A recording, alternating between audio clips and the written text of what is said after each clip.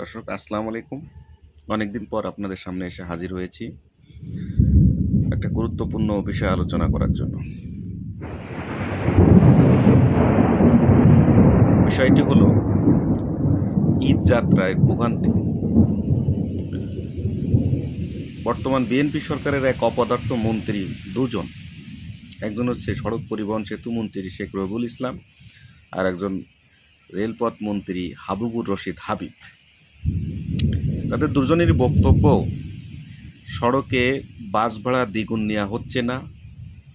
আর একজন বলছে রেলপথে রেলের উপরে উপচে পড়া ভিড়, মানে ছাদে কোনো যাত্রী যাচ্ছে না।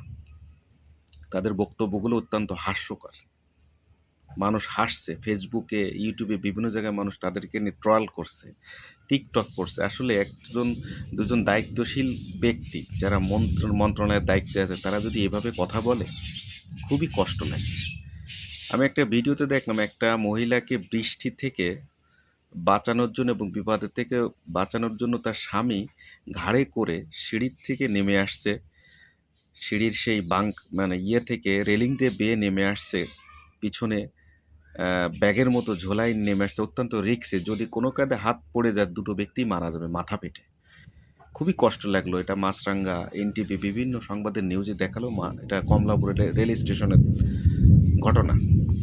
আরেকটা বিষয় দেখালো যে বেসরকারি ফার্মে চাকরি করে স্বামী স্ত্রী দুজন তার বাবাকে বাড়ি নিয়ে যাবে, অতিরিক্ত ভাড়া নেওয়ার জন্য না পেরে তারা তার বাবাকে বাস্তায় ভরে আপনার কুরিয়ারের ভিতরে নিয়ে চলে যাচ্ছে। যখন কুরিয়ার ভিতরে নিয়ে গেছে ওকে বুকিং দিতে ওনার বৃদ্ধ পিতাকে, তখন নড়ে চড়ে উঠছে। তখন তারা কুরিয়ারের কর্মচারীরা বলছে কি এর ভিতর দেখে মানুষ।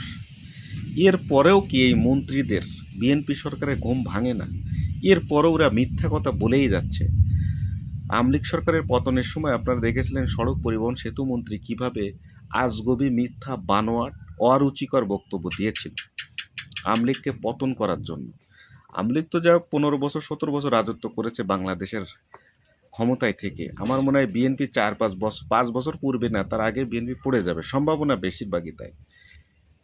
এখন থেকে এরা চাঁদাবাজি শুরু করে দিয়েছে। এখন থেকে এরা উল্টা পাল্টা পাগলের মতো বকতে থাকছে, প্রলেপ বকতেছে। যাদের মন্ত্রী পরিষদে নেছে তারেক রহমান, সে মন্ত্রী পরিষদ দেখলে যেমন অনভিজ্ঞ তেমন অদক্ষ, দেখলে হাসি পায়। এত ত্যাগী নেতা থাকতে ভালো ভালো ত্যাগী নেতাগুলোর মন্ত্রী পরিষদে জায়গা দেয়নি।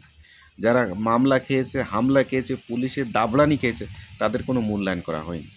আমরা চাই ঈদ যাত্রাটা শুভ হোক, ভালো, কোনো অনাকাঙ্ক্ষিত ঘটনা না ঘটুক।